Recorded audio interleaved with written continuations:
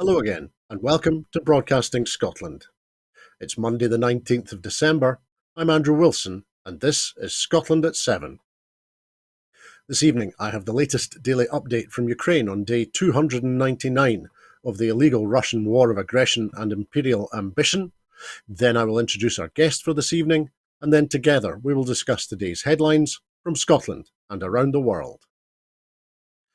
The UK is set to announce a major new artillery package for Ukraine as Prime Minister Rishi Sunak met with his Nordic, Baltic and Dutch counterparts in Riga today. According to a statement issued by the Prime Minister's office, the UK will supply hundreds of thousands of rounds of artillery ammunition next year under a £250 million contract that will ensure a constant flow of critical artillery ammunition to Ukraine throughout 2023. Ukraine said that Russian shelling targeted the southern city of Kherson on Sunday, which has faced repeated attacks since Kyiv's forces recaptured it last month.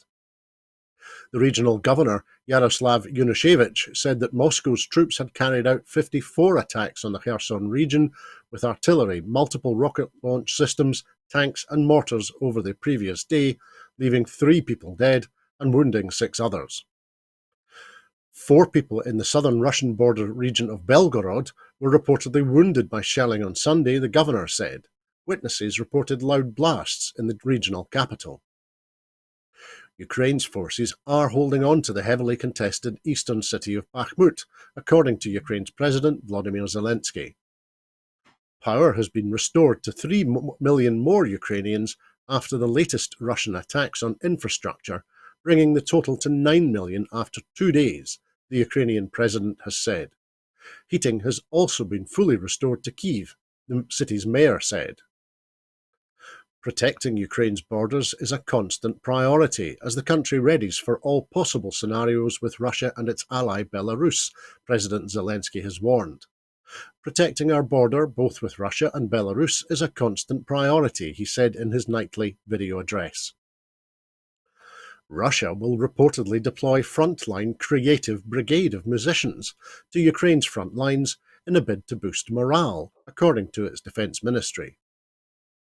Iran's foreign ministry has said it will not seek permission from anyone to expand relations with Russia, dismissing US concerns over a growing military partnership between Tehran and Moscow.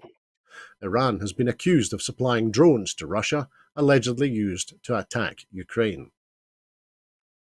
And the veteran US diplomat Henry Kissinger believes the time is approaching for a negotiated peace in Ukraine. The time is approaching to build on the strategic changes which have already been accomplished and to integrate them into a new structure towards achieving peace through negotiation, Kissinger wrote in The Spectator magazine. Ukrainian presidential aide Mikhailo Podolyak dismissed the comments as amounting to appeasing the aggressor and said that there could be no deal that involved ceding territory. Now, we are lucky enough to be joined this evening by our regular guest, Paul McLennan. Paul has been the SNP MSP for East Lothian since 2021. Previously, he served as a local councillor for the Dunbar and East Linton multi-member ward of East Lothian Council and was both the SNP group leader and the council leader from 2007 to 2012. Paul has also been a board member of NHS Lothian, the regional offices of Scottish Enterprise, and served on the Commission on School Reform. Paul, good evening. How are you keeping? Evening, Andrew. Not bad. Busy times as we move up to Christmas, but yeah, keeping good. Always busy. Thank you for joining us this evening on Scotland at 7, Paul. Now, as I mentioned, we're now at day... Thank you. As I mentioned, we're now at day 299 of the war in Ukraine, and I was just wondering briefly, what are your reflections on the current state of the conflict or on the position of the people of Ukraine, either presently living in Scotland or still in the war zone, or perhaps on what we and they might see next in the conflict? I think when you say it's 300 days, it's hard to believe that the people of Ukraine have had to suffer this for 300 days. I think it's at a crossroads just now. I don't think that the Russian campaign has been going very well. I know President Putin met with President Lukashenko of Belarus today, and Antonio Guterres, the UN chief as well, thinks the war will go on. Now, whether this is a precursor to an offensive from Belarus, I'm not sure. I think President Putin is probably getting more desperate as he sees his troops aren't progressing. So it would be a difficult time, I think, for an offensive during the tough winter time that it's coming. I'm not sure what's going to happen next. I would think it would be a wrong move if Belarus got involved and invaded from the north. I think it would, would obviously escalate the war. So whether about a peace situation, as Henry Kissinger said, is yet, I'm not too sure. I think it's going to be interesting to see how the winter plays out in Ukraine and what impact that'll have on obviously any military operations. So, but yeah, difficult time obviously for the people of Ukraine. Absolutely, Paul. Thank you. And certainly on Broadcasting Scotland, will continue to report daily on events in Ukraine and pay close attention to events in Belarus too. However, let's move to UK news for our first item this evening, because the UK's government's controversial plan to send asylum seekers on a one-way trip to Rwanda is legal, the High Court in London has ruled. In a judgment that could have major ramifications for Rishi Sunak's government, judges dismissed an application from asylum seekers, aid groups and a border officials union to stop the Conservative government from acting on a deportation agreement with the Central African country. But in a rebuke for the Home Office, the two judges said that the government failed to consider the circumstances of 8 individuals it tried to deport under the scheme in June. The partial victory for the government does not mean that flights will be able to take off straight away. There are expected to be further appeals, and a European Court of Human Rights injunction in the summer prevented immediate deportations until the legal process has been exhausted. It is understood that some of the applicants, who include the Public and Commercial Services Trades Union and the charities Care for Calais and Detention Action, will appeal against the judgment. Human rights groups say it is illegal, unworkable and inhumane to send people thousands of miles to a country they do not want to live in. They also cite Rwanda's poor human rights records, including allegations of torture and killings of government opponents. Commenting, the SNP's Home Affairs spokesperson Alison Thulis MP said, "Whether legal or not, this move is deeply immoral and will only serve to endanger those the UK government has a duty to protect. Those fleeing war, famine and oppression deserve and need our full support. Instead, the Tories have chosen to make scapegoats of desperate people in a disgusting attempt to cover up their own domestic policy failings." She continued, "Countries like the UK should act as a beacon of hope and serve as a positive example to the rest of the world. Sadly, that is no longer how the UK is viewed, and so it falls upon an independent Scotland to show a just and humanitarian welcome to whoever needs it, wherever and whenever they need it." So, Paul, Alison Thulis there calling the Rwanda policy immoral regardless of its legality, and accusing the Conservatives of making scapegoats of those fleeing war and oppression in a disgusting attempt to cover up their own domestic policy failings. Do you think, is Alison right, both in terms of immigration policy and also on domestic policy failings? Yeah, we've talked about this on the show before, Andrew. It is deeply immoral. I agree with what Alison's saying in that regard. There are no safe routes, and we've heard there's almost parallels, obviously, to the crossing of the Channel.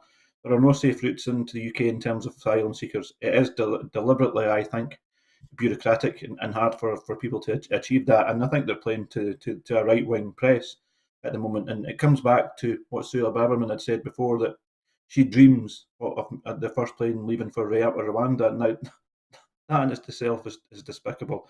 If that's what a politician's main aim is, to try and make it hard and for asylum seekers to come to UK and live a different life, then that shows what her priorities are. So yeah, it is deeply immoral. It's deeply, especially at this time of year. We should be welcoming people, genuine asylum seekers. The UK makes it deliberately hard for that to do so, and I'm desperately sad at the news that the courts have found that it's to be illegal. But we can only hope the appeal comes forward and they change their mind. I think it's in January that the appeal is due. But yeah, I mean, I can only hope that the courts reverse that. It's deeply immoral. It's deeply sad. Thanks, Paul. And I was going to pick up on the point with regard to the other half of the case here, which was the 8 individual cases that were under review. And in those 8 cases, the High Court decided that the removal decisions should be quashed, and that the Home Secretary should take the decisions again, this time with proper regard to individual circumstances. Now, I had a quick look at the decision, and the final paragraph of the court's opinion indicates that the government lost on 19 particular decisions in this case, Each of these 19 decisions was legally flawed, every single one. So the policy may well be lawful, but in not one case was the policy lawfully applied by the Home Office, and so the government Yeah. lost all the individual cases. So I was wondering whether the import of that part of the decision is that in respect of each removal to Rwanda under the policy, the Home Office will now have to apply the policy in an even more robust and even more reasoned manner with looking at individual circumstances of each case. Otherwise, the removal will be successfully appealed or reviewed. Or looking at it another way, the government may have legally saved its Rwandan removal policy, but that's at the expense of making the lawful implementation of that policy extraordinarily resource intensive and expensive, probably far beyond the capability of the Home Office at present on the evidence of these 8 cases. So do you think that today's decision might mean that, just like the chartered flights to Rwanda last summer, the lawful implementation of this immoral policy may never really get off the ground? Yeah, I would agree. I think when when these cases first came up, that was certainly raised by asylum charities at that particular time. You know, whether the, the legality of the decision was right or wrong. I think they argued that the logistics of the implementation would make it extremely difficult for this to go ahead. Now, you can only hope that that's going to be the case. And certainly when they tried to push through the 8 last time, as you said, there was 19 different reasons for not doing so. So the test will be, as you said, in the implementation. How do they make that work? We can only hope that it's not workable. And the UK government has to look at more humane ways to try and deal with asylum seekers. But it's deliberately set up that way. UK government's deliberately set up that way, and that's not a political point. We've heard every single asylum charity say the same thing around about how the UK is dealing with this. Every single one of them, and they're saying it again. So we'll wait and see what happens in that regard. But this is it's a right wing agenda that's been pushed by the right wing press, and let's hope that it's not legally implementable when they try and go down that particular route. Thank you, Paul. And I should say thanks to David Allen Green for some of that analysis and commentary round about the position of those 8 individual cases. But let's move on now, because governments appear to have signed a once-in-a-decade deal to halt the destruction of Earth's ecosystems. But the agreement seems to have been forced through by the Chinese president, ignoring the objection of some African states. After more than 4 years of negotiations, repeated delays due to the COVID-19 pandemic, and talks late into the night on Sunday in Montreal, nearly 200 countries, but not the US or the Vatican, signed an agreement at the Biodiversity COP15, which was being co-hosted by Canada and China to put humanity on a path to living in harmony with nature by the middle of the century. In an extraordinary plenary that began on Sunday evening and lasted for more than 7 hours, countries wrangled over the terms of the final agreement. Finally, at about 3:30 in the morning local time, news broke that an agreement had been struck. Governments also agreed urgent actions to halt human-caused extinctions of species known to be under threat and to promote their recovery. Governments have never met a target that they have set for themselves on nature in previous decades, and the Montreal Kunming Agreement has been the subject of a major push to change the years of failure, apathy, and environmental destruction. Countries from the global south, including Brazil, Indonesia, and the Democratic Republic of the Congo, mega-diverse countries home to the world's 3 largest rainforests, wanted governments to agree to the creation of a new biodiversity fund as part of the Montreal Pact to pay for new conservation targets. In the final agreement, countries decided to create a new fund within the UN's main existing biodiversity financing mechanism and to commit to future talks about a separate fund. Rich countries agreed to provide $30 billion of aid for biodiversity by the end of this decade. The Scottish Government Biodiversity Minister, Lorna Slater MSP, said, "The new global biodiversity framework agreed in Montreal today is a big step forward in the fight against extinctions and ecosystem collapse. While it is not everything we hoped for, it can be a turning point to drive ambitious implementation, including in Scotland and the UK." So, Paul, the Canada's Minister of the Environment was saying much the same thing as Lorna Slater. He said, "Many of us wanted more things in the text and more ambition, but we have got an ambitious package. We have 30 by 30, and 6 months ago, who would have thought we could get 30 by 30 in Montreal? We have an agreement to halt and reverse biodiversity loss, to work on restoration, and to reduce the use of pesticides. He said it was tremendous progress. So, Paul, do you think, is this progress good enough? It's another 7 years before it's implementable. I think the Environment Minister in Canada as well also compared it to the Paris Agreement. It's a start, and I'd probably describe it as no more than that. And I think the proof will be in the next number of years about how serious the countries are about it, particularly the global north are serious around about that, and how much money they put towards, I suppose putting their money where their mouth is, kind of thing. In terms of that, I think that's the key challenge. It's a start. I would describe it as a start, and now people are now taking biodiversity serious, whereas I think obviously climate change was taken as the main issue a number of years ago. Now biodiversity is seen as a twin issue, and that needs to be the case. It's a start.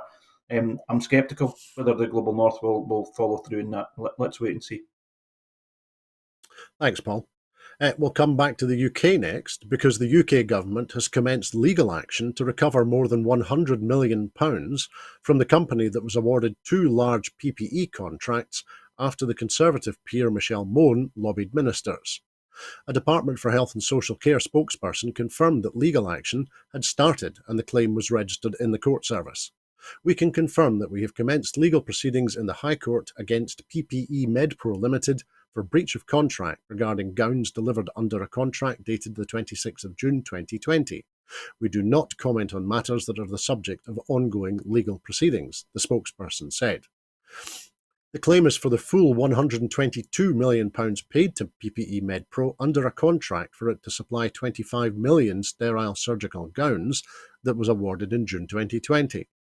The department is also seeking to recover the costs of storing and disposing of the gowns, which its officials rejected after an inspection when they arrived at an NHS depot in Daventry. The gowns have never been used in the NHS. Last month, The Guardian reported, based on leaked documents compiled by HSBC Bank, that £29 million originating from the profits of PPE MedPro was paid to an offshore trust, whose beneficiaries, bank records indicate, were Lady Mone and her 3 adult children. Mone's husband, the Sims Hill-born and now Isle of Man-based financier Douglas Barrowman, was paid £70 million by PPE MedPro, at least £65 million of which came from the company's profits on the 2 government PPE contracts.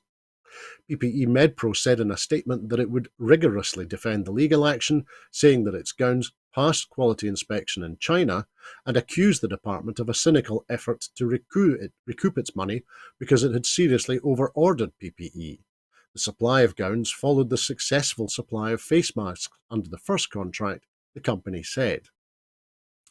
PPE MedPro is the subject of an ongoing potential fraud investigation by the National Crime Agency. In April this year, NCA officers searched several addresses, including the mansion which Mone and Barrowman occupy in the Isle of Man. At that time, lawyers for PPE MedPro declined to comment on the NCA investigation. So, Paul, without delving into the accusations and investigations against Douglas Barrowman, PPE MedPro and Baroness Mone of Mayfair, which are of course denied, is the Westminster government, do you think, doing enough to clear up the mess left by its PPE procurement schemes during COVID, including the VIP lane? Absolutely not, and I think this really comes back to the lack of preparation. Going back to for a possible pandemic, I think that was highlighted when we've seen what's happened from that. Obviously there's a £4.5 billion that the UK government were accused of, I suppose, mishandling in terms of grants that went out there. This isn't the only scandal we've heard so far, and it seems to tie back to Tory party donors or those very friendly with the Tory party in terms of that. So this is a series. This is one of the series in dealing how this was handled. No real follow through in terms of the legalities. No analysis in terms of the procurement. So yes, I'm not surprised that it's come back that, but we have to learn lessons if there is another pandemic about how we deal with this. But it really shows up a lack of preparation. This should have been the most basic thing looking at a pandemic obviously was PPE equipment, and it very obviously wasn't ready at that particular time and wasn't as it was handled going through. So extremely disappointing. And we are talking about billions of pounds that's been wasted in this regard. So Thanks, Paul. We'll move on now because the referendum vote for the UK to leave the European Union in June 2016 marked a watershed in the UK's relations to its neighbours, changing relationships, rules, and the flow of goods and people. There is now significant evidence suggesting that Brexit is having negative effects in these areas. The worst case scenarios have been ameliorated by agreements with the EU, planning and preparation for medicine disruption, and an easing of migration rules for non-EU staff. However, problems are distributed unevenly, with some medical specialties, for example, affected disproportionately by migration slowdowns. In most cases, these problems seem likely to continue, potentially even being worsened if the exit and trade agreements are disrupted in the coming months. Unfortunately, this has come just as the NHS has faced three of the most difficult years in its history. The service was struggling to secure enough key staff and failing to deliver on waiting lists, even as the drama of the EU withdrawal agreement took place. Since then, it has faced by far the largest pandemic in its history, leaving it with a larger backlog of treatment, lower rates of healthcare activity, and exhausted staff, and a war in Ukraine which has driven prices relentlessly upwards. As a result, the combination of these factors means that Brexit has been another blow to resilience already stretched to breaking point. Responding to the report from the Nuffield Trust, the SNP's Europe and EU accession spokesperson Alan Smith MP said, "The Tory government were warned repeatedly by the SNP and others of the impact their hard Brexit and the loss of freedom of movement would have on trade and labour shortages in Scotland and the UK, particularly in the NHS. They chose to ignore those warnings." This report, along with many others, makes clear that Brexit is a key factor in the NHS staffing crisis. Independence is Scotland's only route back to the EU and freedom of movement. If the Tory government wanted to solve the UK's NHS crisis, he continued, they would ditch their hostile environment and reform the draconian migration system to allow us to recruit the workers that we need. So, Paul, Mark Dahan, the Brexit programme lead at the Nuffield Trust, said the economic hit of Brexit, combined with the worst cost of living crisis for a generation, is reducing living standards, creating additional need for health and care. Meanwhile, a slowdown in EU and EFTA recruitment is making shortages of urgently needed care workers, dentists, and specialist doctors even worse. So Brexiteers set themselves and the rest of us up for this NHS health crisis. Do you think that any Brexiteers are realising just what they've done? I think when you ask Brexiteers about the benefits, they can't name one, and that in itself, but they won't. And this includes the Tory party at the Scottish Parliament. They don't mention it. They dare mention Brexit. And I think the report's quite damning when it looks at it. It mentions two or three areas. One obviously is in the workforce, but the other key part that it mentions in the report as well is access to medicines and medical devices, which obviously was a tight European market. So it's making access to medicines harder for the NHS in both the UK and Scotland in terms to get access to that. And I think, as you touched upon, in the cost of living crisis, obviously the financial impact, economic impact of Brexit's made that worse as well in that regard. So when it comes to the NHS, and this really comes back, and it's the pure hypocrisy when you've seen Boris Johnson £350 million a week to fund the NHS. It's really it's damaged the NHS. Brexit's damaged the NHS more than any other part, I think, of political life in the UK, and I think that's almost, it's ironic, depending, regarding obviously what Boris Johnson had said, £350 million a week to fund the NHS, and it's been the complete opposite. And yet, no one on the Brexit side will take responsibility for that at all. And this comes back again, I think, to the key decision of you'd expect this from the Tories, but when you look at the Labour Party supporting Brexit as well and trying, in their words, to make Brexit work, it's a ridiculous position to be in. And Keir Starmer really has to speak to their support and should be challenged on their support as well. It's not just the Tories. There's a chance for Labour to go back into Europe if they really believe that they're not. They want to make Brexit work. Brexit won't work. And we should be challenging the Labour Party on their support as well. Thanks, Paul. This report also warns that the economic hit from Brexit, which it is estimated will be around 4% of GDP every year in the long run, is likely to drive poorer health outcomes going into the future, and that will put the health service under even more pressure. The report says there is a strong correlation between living standards and health, which will be impacted by falling living standards driven by rising inflation and the fall in the value of sterling. So, do you think, is the UK now on track to become once more literally the sick man of Europe? And what does that challenge do to the work by the Scottish Government to try and improve our health outcomes in Scotland? Yeah, very much so. I mean, probably around about a month ago, the Glasgow Centre for Population Health unveiled a report estimating that 20,000 people in Scotland left their lives because of the impact of Tory austerity policies. And that was a direct quote of Tory austerity policies. So we're now moving into another period of austerity. So it doesn't just make people ill, it actually kills people in terms of that, and makes people die younger than they should be. And it's really like the Scottish Government working with one hand behind its back in terms of child payment, which is unique to Scotland. And then you see policies of removal of the universal tax credit, the two-child cap on benefits as well. And we spend, the Scottish Government spends £3 billion a year mitigating UK government policies, which impacts on the welfare of people in Scotland. Thank you, Paul. We'll look a little bit more at the finances now, because the Jeremy Hunt will deliver his first full budget on the 15th of March next year, in an effort to tackle the predicted recession-hit winter for us and the UK economy. The Chancellor today announced that he had asked the Office for Budget Responsibility to prepare a comprehensive set of forecasts in an attempt to restore the Conservative Party's economic credibility. Mr Hunt announced a package of measures in last month's autumn statement designed to placate the financial markets after Liz Truss's disastrous 6-week period in office.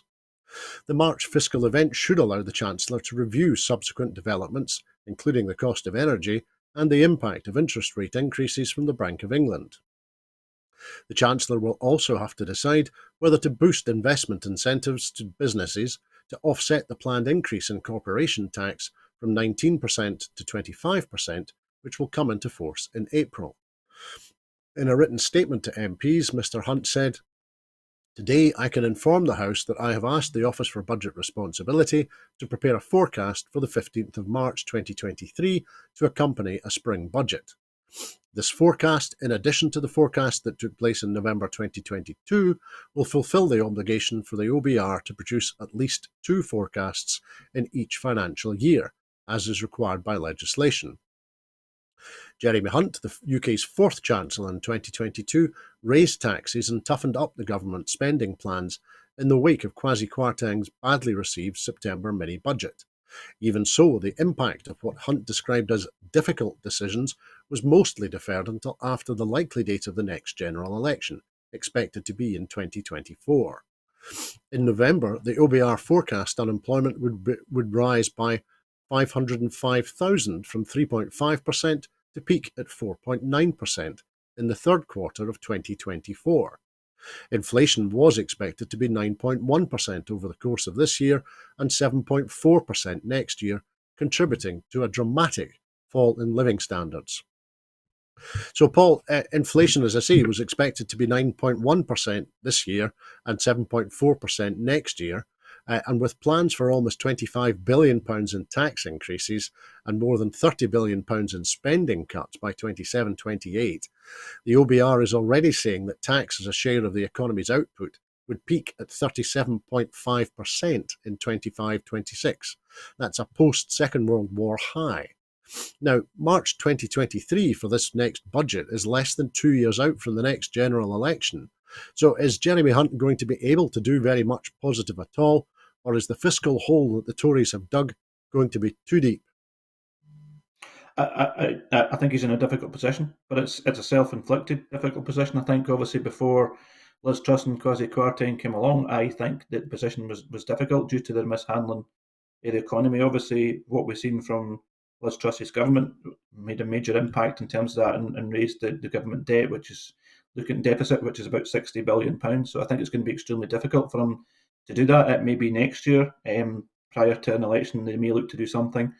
in terms of a pre-election budget. I think it would be extremely difficult for them to do something in that regard. And I think the UK government's in a difficult position. We've seen interest rate rises now impacting on that, and I think there has to be a period of consolidation in terms of that, because that's going to make a real impact on what people pay for their mortgage. And obviously, we're likely to see the energy help run out from the UK government probably around about April time. So there's going to be a double whammy for people around about April, May time. So it's going to be a difficult budget for them. But I would imagine there'll be more cuts to come. And if there is going to be anything, a giveaway, I would imagine it would be next year before a UK government election. But it's going to be a difficult one for them to do that. Thanks, I think the Paul. key thing And just sorry, just on that one other point, I think as well is I think the markets again will be looking at that. If there's any sign of what they see a pre-election giveaway, I think they would come back down on the UK government as it did previously before.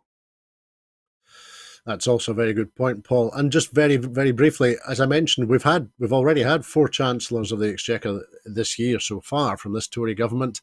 So what do you think are the chances of Jeremy Hunt still being Chancellor by the 15th of March 2023? I think it's likely he will be. I think I think if there was another move from another chancellor, I think the markets again would react as it did previously. I think they're looking for a period of stability as well in that regard. So I'd be very surprised if there was a change in chancellor before then. There may be before an election. Again, I'm not sure, but I would be very surprised if there was a change prior to March 15th. Thanks, Paul. We'll look at the UK economy from a slightly different perspective now, because UK factory output is falling at the fastest rate in more than 2 years, amid growing signs that rising inflation has pushed the economy into recession. At a time of severe cost pressures and weaker demand for their goods at home and abroad, companies responding to the monthly survey by the Confederation of British Industry said they expected no let-up in the tough trading environment in early 2023. The employers' lobby group found production contracted more quickly in the 3 months to December than at any time since September 2020, when the economy was just emerging from the first COVID lockdown. The CBI's monthly industrial trend survey found that 33% of manufacturers had reduced output in the latest quarter, while only 23% had raised production. Weak order books mean a similar negative balance is expected in the next quarter. Output fell in 11 out of 17 sectors in the 3 months to December, with the most pronounced declines seen in food, drink and tobacco, paper printing and media, and mechanical engineering. Gabriella Dickens, a UK analyst at Pantheon Macroeconomics, said, "The outlook for the next year remains grim. Demand for industrial goods likely will be hit again in 2023 as real incomes are squeezed by the watering down of government support for energy bills and higher unemployment, as businesses are forced to consolidate costs. All told, we expect manufacturing output to continue its decline into 2023. So, Paul, output fell in 11 of 17 sectors in the 3 months to December, with the most pronounced declines seen in food, drink and tobacco, paper printing and media, and mechanical engineering. It struck me that food and drink are at the front of that list. That doesn't sound very good for the Scottish economy, does it? It doesn't, and I think obviously when you've seen weakening demand with rising costs, and I think particularly about the rising costs, food inflation is predicted to be around about 15%, not the 10.7 that we see in normal inflation rates. So the food inflation rate is actually higher, I think, in terms of that. So I think it is going to be impacting, I think, obviously on the strong food and drink sector we have at the moment. So it'll be interesting to see if there's any additional support for that in the UK government budget in terms of that. So, but it is going to be, it's something that will impact on food and drink, and it's something I think we're seeing already in the Scottish economy. Decisions that have been made by the UK government are impacting on terms of this. We have no control over inflation. We have no control over interest rates in terms of that, and we are suffering because of the poor mismanagement of the UK economy at this stage. But yeah, it's a difficult few months ahead, and as I think, as I said, weakening demand, rising costs are a precursor to a recession, which I think we're already in and will continue to see in the next number of months and years, probably the next at least year, 18 months ahead, as I think it's been predicted by the OBR and Scottish Fiscal Commission. So. Thanks, Paul. It certainly does feel like that. But we'll move away from the UK economy now, because the US State Department has announced the appointment of Joe Kennedy III as the US Special Envoy to Northern Ireland for Economic Affairs. In this capacity, he will focus on advancing economic development and investment opportunities in Northern Ireland to the benefit of all communities, as well as strengthening people-to-people ties between the United States and Northern Ireland. His role builds on the long-standing US commitment to supporting peace, prosperity and stability in Northern Ireland and the peace dividends of the Belfast or Good Friday Agreement. Joe Kennedy's career includes 8 years in the US House of Representatives, tenure as a Massachusetts Assistant District Attorney, and service as a Peace Corps volunteer. He will draw from his extensive experience to support economic growth in Northern Ireland and to deepen US engagement with all the communities there. In parallel, US diplomats in Europe and Washington have been tasked with engaging with political leaders on efforts to restore the Northern Ireland Executive and to resolve differences regarding the Northern Ireland Protocol. So, Paul, Kennedy's appointment comes at a moment of elevated tensions between Washington and London over the implementation of the Northern Ireland Protocol that dictates post-Brexit trade regulations in the province, and it comes ahead of the 25th anniversary of the Good Friday Agreement, which is next year. So do you think, is this appointment by President Biden a strong signal to Westminster of where the president's priorities lie? Yeah, very much so. And I think Joe Biden has indicated that in a number of discussions and debates and questions he's been asked around about the Northern Ireland Protocol, and that nothing should put the Good Friday Agreement at risk. And I think it is a deliberate appointment by Joe Biden. I think a good one in terms of putting a Kennedy in charge of being the envoy, and I think that's a really important part of that. And I think we've seen Jeffrey Donaldson come out tonight already and say that he needs to take cognizance of what unionists are saying. But we need to get the Northern Ireland Assembly back up and running as soon as possible. And I think this is a strong signal from the US government, from Joe Biden, that they're quite clear in terms of nothing should be putting the Good Friday Agreement at risk. And it's consistent from Joe Biden, but I think it's a really good move. Thanks, Paul. And actually, you mentioned Jeffrey Donaldson, and he was very much on my mind. What do you think are the prospects for achieving anything much when we have unionist politicians who should be sitting in Stormont now being squeezed into a minority in Northern Ireland, and at the same time we've got a Westminster government that is still in flat denial about the effects of Brexit years after the referendum? Yeah, it's a difficult impasse at the moment. I think the unionists don't want to see a nationalist first minister for the first time, and I think they see, in terms of demographics, that it's only going to continue to go that way. Sinn Féin's vote and the nationalist vote continues to strengthen, and poll after poll is showing that he's strengthening even more. In terms of the UK government needs to do more to get the Northern Ireland Assembly back and up and running. The people of the north of Ireland deserve that at this stage. They need an active government in terms of that. I think politically it will come back and bite the unionists on the backside and the UK government in this regard. So the UK government need to be doing more in terms of getting the Northern Ireland Assembly back up and running. And it is used, I think, as an excuse, again, through Brexit in terms of the Northern Ireland Protocol. But it can only go on for a certain period of time. It will put the Good Friday Agreement, I think, at risk if if the UK government continues to just sit on its hands on this in terms of that. But politically, it's a time bomb, I think, for the unionists. I think the demographics are moving towards a stronger nationalist vote, and at some stage, a united Ireland.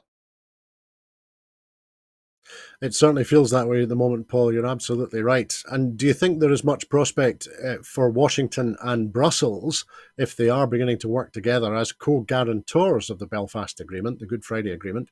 Do you think there is prospect for them being able to assist the UK government to recognise the implications of what they have done and to properly protect and evolve the Good Friday Agreement in order, as you say, to continue to improve and protect the lives of all of the communities in Northern Ireland?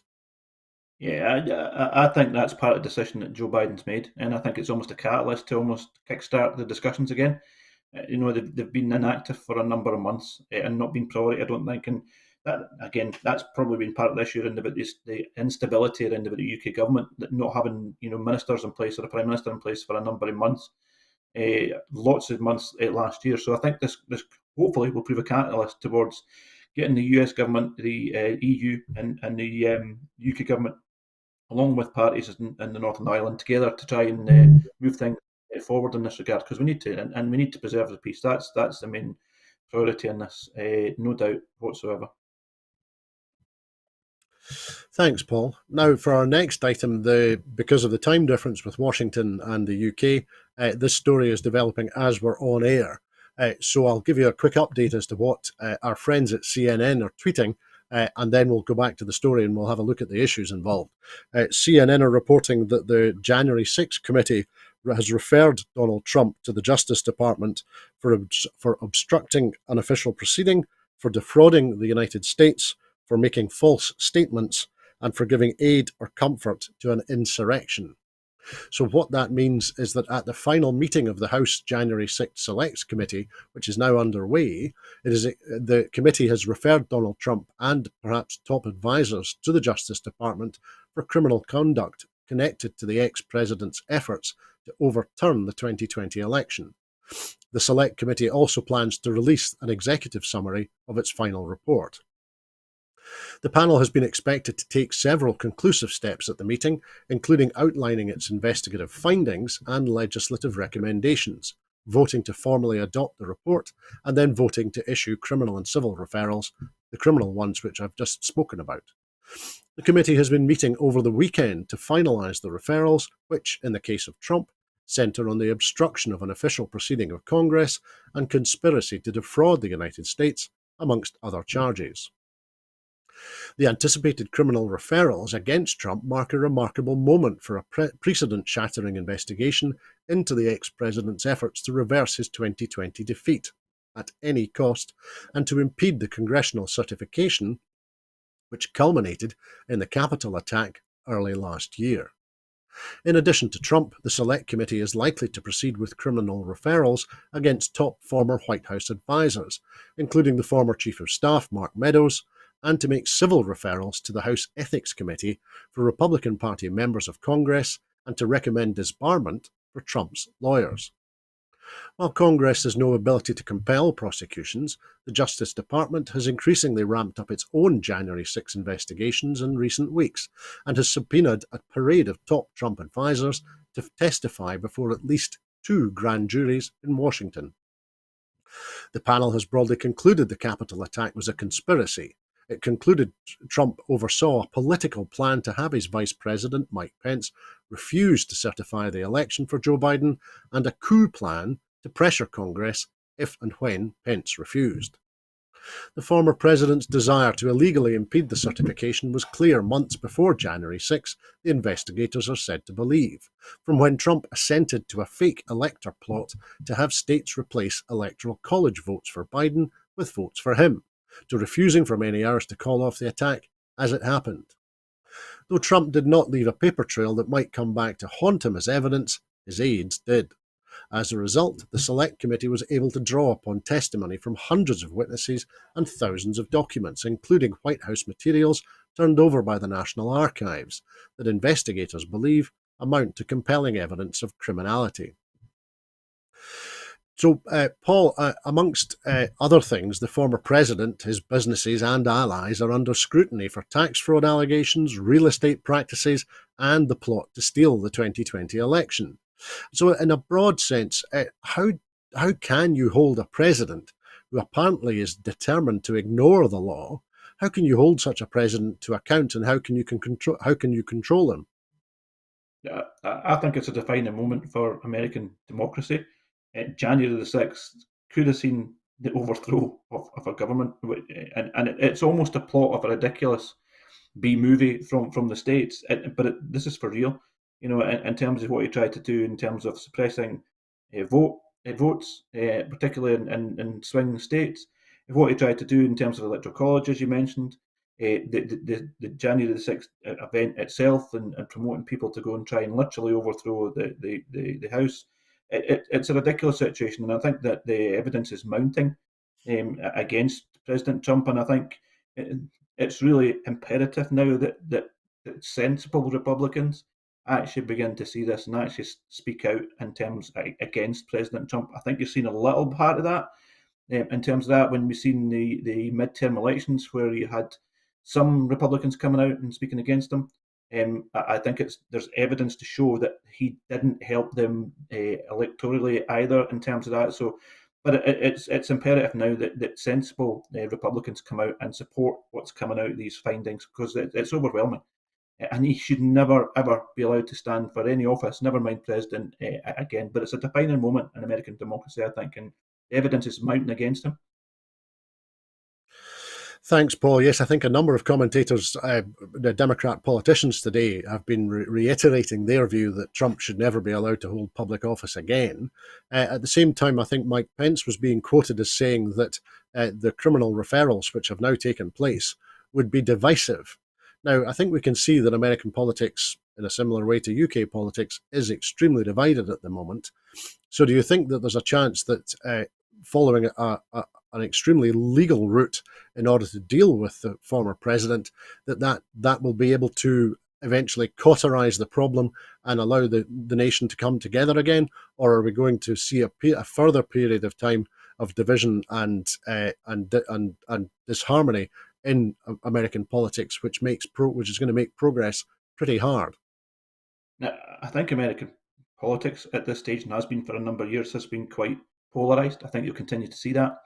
But if the only defence of President Trump from Mike Pence is divisive, that's not a strong defence of President Trump whatsoever in terms of that. And I think Mike Pence will probably see that writing on the wall in terms of that as well. Whether he was part of that discussion that took place around about January the 6th, evidence kind of showed that he wasn't. But if that's the only defence he has to say that it's going to be divisive, that's not a strong defence of President Trump's position whatsoever. Thanks, Paul. And we'll come back to Scotland now, because thousands of vulnerable households will be supported by the continuation of the Scottish Government's uprated £20 million Fuel Insecurity Fund. Announced as part of last week's Scottish budget for 2023-24, the investment will enable third sector partners to continue to provide support to households who are at risk of self-disconnection or self-rationing their energy use. While the Scottish Government remains committed to engaging with the UK Government to deliver a referendum on Scottish independence, funding that was originally earmarked for that referendum in 2023 will now be used to help tackle fuel poverty. Last week's Scottish budget included additional steps to address inequality while tackling the climate emergency, including increased investment of over £366 million next year to support the delivery of the Heat in Buildings strategy. It forms part of a package of measures introduced by the Scottish Government to protect the most vulnerable households from the impact of the current cost of living crisis. The decisions taken through the emergency budget review in November enabled the Scottish Government to provide additional immediate support to people most impacted by the cost of living crisis, specifically rising energy prices, by doubling the Fuel Insecurity Fund to £20 million this year. The Scottish budget is now protecting that investment into 2023-24. The First Minister, Nicola Sturgeon, and the Minister for Zero Carbon Buildings, Patrick Harvey, met with people on the front line of tackling fuel poverty while visiting the WISE group in Glasgow. That's a social enterprise working to lift people out of poverty by providing mentoring support to help with employment and real-life skills, and offering energy advice. The First Minister said, "People across our country are paying a steep price for the economic mismanagement of the UK Government, while the cost of living forcing many to choose between heating their homes or eating. The Fuel Insecurity Fund aims to stop that happening." So, Paul, firstly, what are you reading or hearing in your casework regarding the rise in fuel poverty in Scotland this winter? It's becoming, you're now beginning to see that more so in the last month or two in terms of that coming through. And there is genuinely people having a decision whether to heat or eat. And there was recent surveys carried out saying that 3/4 of people this year would be considering turning their heating off. And so that's 70,000 people in East Lothian in terms of that, and about the same amount would have difficulty making their payments. And the wider context here in energy-rich Scotland, we have the most expensive energy costs in the whole of Europe, but we have no powers whatsoever to deal with that in terms of this. When you look at other countries now, they're dealing with the cost of living crisis, and particularly fuel costs. France, for example, nationalised their energy sector, and have reduced costs to 4% increase, not like what we're facing here. So that's I suppose the wider context. In terms of what we need to do, there is a number of things. The winter fuel payment was also discussed last week, and we'll be reaching 400,000 people instead of 200,000. Scottish Government will be spending 20 million as against 8 million it has on average the next number of years. And heating buildings aspect is obviously something that's going to be really important going ahead as well, and we can't forget that. The other thing I think, Andrew, we just announced a £1 million fuel poverty fund for East Lothian in partnership with one of the with Community Wind Power, who are an onshore wind farm provider. There has to be an option, possibility of working with the onshore and offshore sector around about how they can look around about supporting fuel poverty measures in the next number of years as we begin to bring, particularly up the onshore power onto the grid itself. So there's discussions need to be held with the companies as well in terms of that regard. They need to play their part as well in terms of tackling fuel poverty. Thanks, Paul. It's certainly very striking that a number of energy companies seem to be recognising that the Westminster government is not doing nearly enough, and are starting to take steps themselves, including the British Gas Trust, which has significantly increased its funding in order to help, regarding it very much as its own tax system, in order to put back into communities that which it feels is important. In terms of practical effects, obviously the weather has slightly warmed up this week, although it's expected to return to a freeze in the next few days. I was struck last week by a case in Edinburgh of a shopping centre removing people from the shopping centre at a time when it was about -6 outside, saying that people should not be loitering in the shopping centre.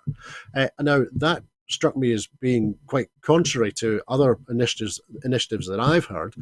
For example, the University of Edinburgh Library will now allow anybody, you have to register for a library card, but anyone can register.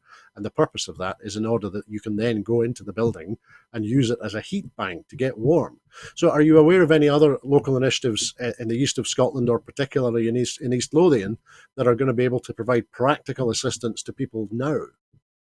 Yeah, we're doing that, Andrew. I mean, I've had meetings with most of I suppose, the main ward areas. There's 6 main towns in East Lothian. We've tried to work with the local, I suppose, it's almost the resilience groups back from COVID, getting them back together again in terms of what can we do in terms of supporting people for food, for warmth as well. So there's most the ward areas are looking around about what's possible in their own towns to try and look at towards warm banks. So there's a lot of that work already started. There's a lot of work that already ongoing. But it's a ridiculous situation here in 2022, nearly 2023. We are talking about warm banks to keep people literally alive, because it comes back to the report from the Glasgow Centre for Population Health saying austerity costs people's lives, and that's because people can't eat, they can't heat, and it impacts on their health. It's a ridiculous position that we are in energy out Scotland. We are facing having to have warm banks to keep people alive in this at this time. It's ridiculous. And if we're ever looking for something, in terms of moving towards independence, this is one of the key things. We need powers over our own energy powers in terms of that, to make sure that we we look after our most vulnerable people. Thank you, Paul. That's very insightful, and also it's a good point that, in a sense, we're requiring collaboration and cooperation and working together to provide resilience in a way that we had to do in order to address the crisis of the pandemic. And it certainly underlines that in some senses this crisis is at least as dangerous and will need as much work and as much money in order to address it. So thank you for that analysis, and thank you for letting us know what you're seeing in your inbox and what you're hearing and contributing to in East Lothian. But I'm afraid that is all that we have time for this evening. In making these programmes, Broadcasting Scotland relies on the support of viewers and others who value our distinctive approach to news, current affairs and culture. Please help us to continue to make these programmes, to continue to develop the station, and to make new programmes. Our programmes will always be free to view, but if you can afford £5 per month, please consider becoming a Broadcasting Scotland supporter. We have set ourselves a target of adding 10,000 new supporters to enable us to employ staff to make more programmes. To everyone who has donated and to everyone who has signed up to make a regular monthly payment as a Broadcasting Scotland supporter, thank you very much. There are other ways in which you can contribute to our work. If you would like to volunteer to work with Broadcasting Scotland, either behind the scenes or in front of the cameras, or in any other way that helps our work and promotes the station, then please visit our website at www.broadcastingscotland.scot and send us a message there. You can find us on Twitter at BroadcastScot. Please like and retweet us there. And you can find us on Facebook by searching for Broadcasting Scotland. When you're watching us on YouTube, it would be great if you would like and subscribe to Broadcasting Scotland on that platform. Click on the little bell. Now, we will be back tomorrow evening at 7 with the next edition of Scotland at 7, so please come back and join us then. I'd like to thank everyone who's been watching this evening, and of course I'd like to give very special thanks to our very special guest, Paul McLennan. Thanks, Paul. Thanks, Andrew, and a Merry Christmas and a Happy New Year to you and the team, and to obviously all of yours. And to you and yours too, Paul. Thank you. Now, I'm afraid to say it's not been a very happy day in the Borders. Firstly, the children of Dodie Weir have paid tribute to their father by reading a poem about him during an emotional memorial service in the Borders. The former Scotland Rugby International died last month at the age of 52, 6 years after he was diagnosed with motor neuron disease. His sons Hamish, Angus and Ben wore tartan suits similar to those worn by their father for the service at Melrose Parish Church. His close friend and former teammate Carl Hogg read a eulogy to the farmer, rugby player and campaigner. Former teammate Rob Wainwright and the Scottish Rugby chairman John Jeffrey also gave tributes to the rugby legend. These young men and the whole Weir clan are in our thoughts. And the broadcaster Derek Bateman has died at the age of 71 after a short illness. He was born in Selkirk and in 1968 became a teenage journalism trainee at the Scotsman. Over the next 20 years he worked as a reporter there and at the Glasgow Herald. Mr. Bateman went on to become a political editor of the newly launched Scotland on Sunday before joining the BBC in the late 1980s. He retired from the BBC in 2013 but had continued to blog and broadcast on Scottish politics. He was married to the former journalist Judith Mackay, and they had 2 daughters, Hannah and Clara. He also had 2 daughters, Ailey and Lucy, from his first marriage to Alison, who died in 2001. They are all also in our thoughts this evening. I hope that you have a very peaceful evening. Bye-bye.